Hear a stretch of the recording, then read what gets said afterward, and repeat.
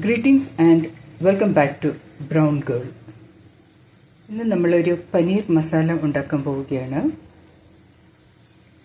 അതിനായിട്ട് ആദ്യം തന്നെ നമ്മൾ പനീർ ഒന്ന് ഫ്രൈ ചെയ്തെടുക്കുക. ഇതിലൊന്നും മിക്സ് ചെയ്തിട്ടില്ല, ജസ്റ്റ് പനീർ കട്ട് ചെയ്തു അങ്ങനെ വറുത്തെടുക്കുകയാണ് രണ്ട് സൈഡും. ഹൈദരാബാദി പനീർ മസാലയാണ് നമ്മൾ ഇന്ന് ഉണ്ടാക്കുന്നത്. അപ്പോൾ ഒരു സൈഡ് മുരിഞ്ഞു, മറ്റേ സൈഡിനായിട്ട് ഞാൻ മറിച്ചിട്ടിട്ടുണ്ട്. ഒത്തിരി മുരിയണമെന്നില്ല, ഒരു ഗോൾഡൻ ബ്രൗൺ ആയാൽ മതി. പനീർ എടുത്തൊരു പാത്രത്തിലേക്ക് മാറ്റിയതിന് ശേഷം കുറച്ച് വാം വാട്ടർ അതിലേക്ക് ഒഴിച്ചു വെക്കുക.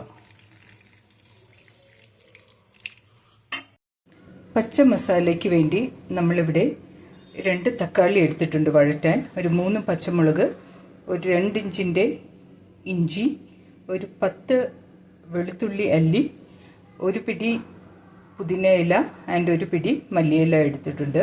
പുതിന ഇല എൻ്റെ അടുത്ത് ഫ്രീസ് ചെയ്തതാണുള്ളത്, ഫ്രഷ് ഇല്ല. ഫ്രീസ് ചെയ്തതാണെങ്കിലും ഉണക്കിയതാണെങ്കിലും കുഴപ്പമില്ല. പിന്നെ അതിന് ഡെക്കറേറ്റീവായിട്ട് ഇടാനായിട്ട് കുറച്ച് ക്യാപ്സിക്കം എടുക്കുന്നുണ്ട്. ഇത് ഫുൾ എടുക്കുന്നില്ല. ഇതിൽ നിന്ന് ഒരു 1/4 ഭാഗം ക്യാപ്സിക്കവും ഒരു പകുതി കഷ്ണം തക്കാളിയും ഇടുന്നുണ്ട്. അപ്പോൾ നമ്മൾ പച്ച മസാലയ്ക്ക് വേണ്ടിയുള്ള സാധനങ്ങൾ വഴറ്റാൻ പോവുകയാണ്. പനീർ വറുത്ത അതേ ചട്ടിയിൽ തന്നെ നമ്മൾ ഉള്ളി വഴറ്റിയെടുക്കുക.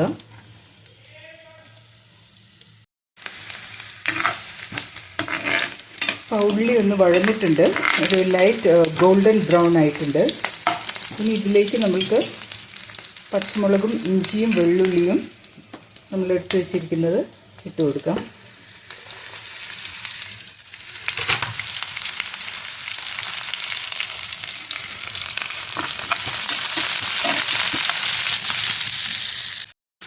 തക്കാളിയും പകുതി ക്യാപ്സിക്കവും പകുതി തക്കാളിയും ഞാനൊന്ന് വഴറ്റിയെടുക്കുകയാണ്. ഇതും ഓപ്ഷണലാണ്, നിങ്ങൾക്ക് ആവശ്യമുണ്ടെങ്കിൽ മാത്രം ഇട്ടാൽ മതി.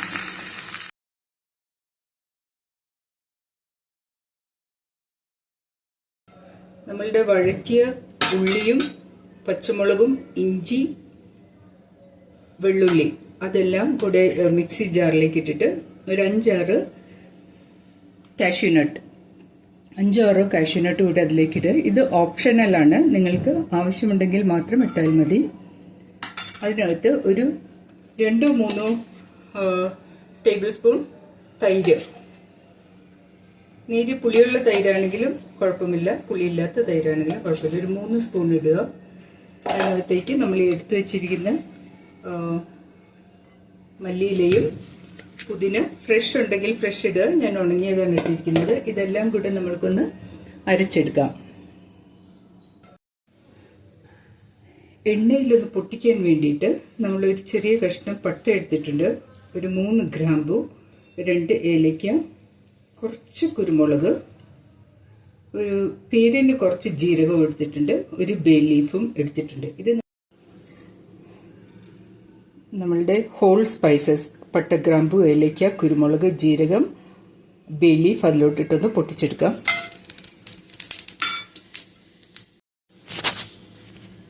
അതിനുശേഷം നമ്മൾക്ക് അരച്ചു വെച്ചിരിക്കുന്ന പച്ചമസാല അതിലേക്ക് ഒഴിക്കാം.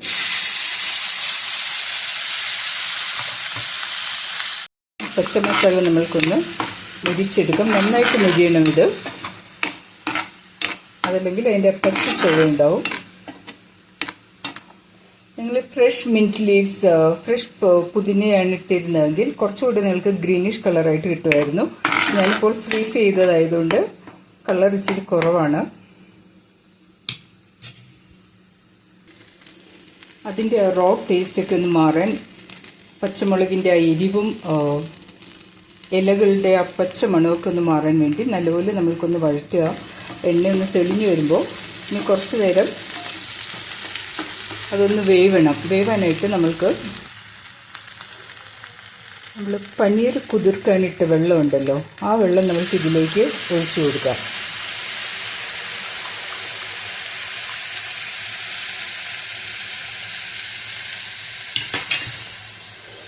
ഈ വെള്ളത്തിൽ കിടന്നതൊന്ന് നല്ലപോലെ വെന്ത് ആ എണ്ണയൊക്കെ തെളിഞ്ഞു വരുന്നത് വരെ മൂടി വെച്ച് വേവിക്കാം.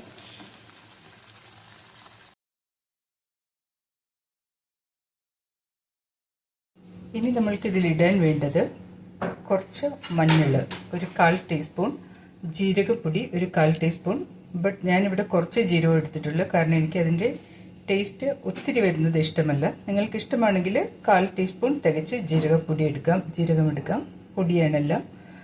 മുളക് പൊടി ഇത് അധികം എരിവില്ലാത്തതാണ്, 1/2 ടേബിൾ സ്പൂൺ എടുത്തിട്ടുണ്ട്.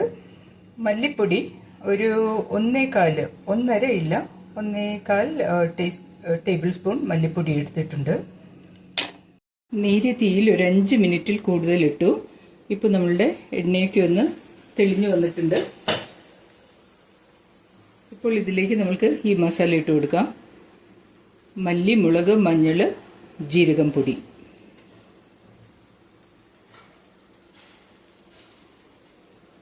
ഇതുവരെ നമ്മൾ ഉപ്പിട്ട് കൊടുത്തിട്ടില്ല. നമ്മൾക്ക് ആവശ്യത്തിനുള്ള ഉപ്പും ഈ സമയത്ത് ഇട്ട് കൊടുക്കാം.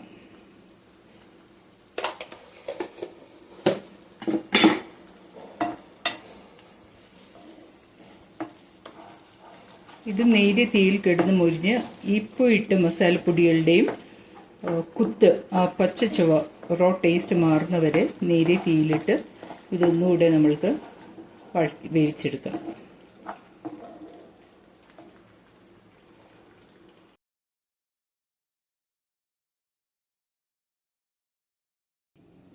ഇനി നമ്മൾക്ക് ആവശ്യം കുറച്ച് cream, fresh cream.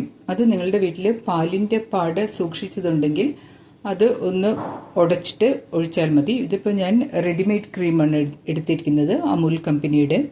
Fresh cream ഒരു 3 ടേബിൾ സ്പൂൺ. പിന്നെ കുറച്ച് കസൂരി മേത്തിയുടെ ടേസ്റ്റ് ഇഷ്ടമാണെങ്കിൽ മാത്രം ഉപയോഗിക്കുക, അതല്ലെങ്കിൽ നിങ്ങൾക്കത് അവോയ്ഡ് ചെയ്യാം.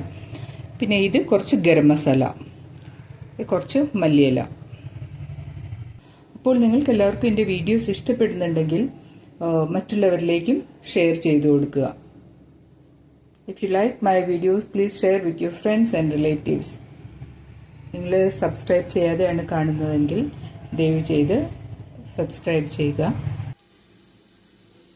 നല്ലതുപോലെ അതിൻ്റെ എണ്ണയൊക്കെ തിരിഞ്ഞു വന്നിട്ടുണ്ട്. ഈ സമയത്ത് നമ്മൾക്ക് ക്രീം ഒഴിച്ചു കൊടുക്കാം. ഫ്രഷ് ക്രീം ഇട്ട് കൊടുക്കുകയാണ്.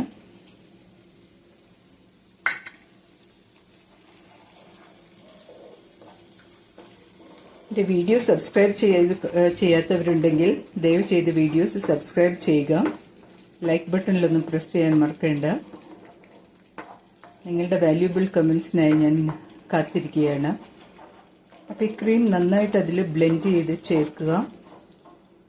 അതിനുശേഷം ഈ മല്ലിയില ഞാൻ മാറ്റി വെക്കുകയാണ്. മല്ലിയില മാറ്റി വെച്ചിട്ട് ആ കസൂരി മേത്തിയും ഗരം മസാലയും കൂടി ഇതിലേക്ക് ഇടുകയാണ്.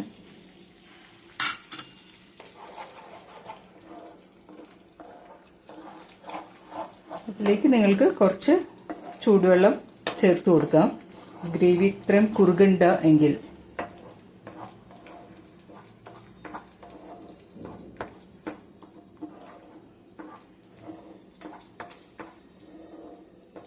If you like my videos, please subscribe, please click on like buttons, share with your friends and relatives. ഞാനിപ്പോൾ ഇതിലേക്കൊരു 1/2 ഗ്ലാസ് വെള്ളം ഒഴിച്ചു കൊടുത്തിട്ടുണ്ട്. ആ വെള്ളം ഒന്ന് നല്ലതുപോലെ തിളച്ചതിന് ശേഷം 1/2 ഗ്ലാസ് വെള്ളം ഒഴിച്ചു. അത് തിളച്ചതിന് ശേഷം ഞാൻ ഈ പനീർ അതിലേക്ക് ഇട്ട് കൊടുക്കുകയാണ്.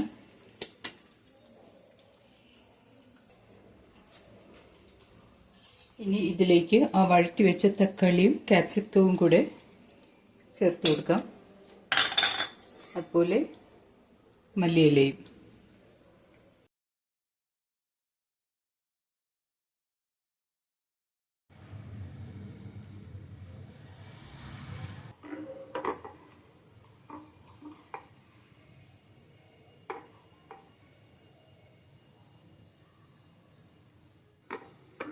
നല്ല രുചിയായിട്ടുണ്ട്.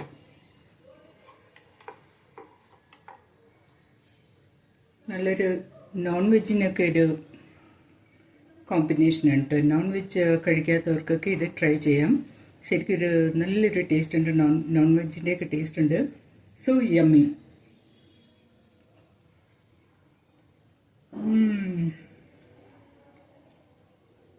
So yummy. No words. So എല്ലാവരും ഇതൊക്കെ ഒന്ന് ട്രൈ ചെയ്യുക, നിങ്ങളുടെ വാല്യുബിൾ ഫീഡ്ബാക്ക്സ് അറിയിക്കുക. So thanks for watching. See you all soon. Bye by.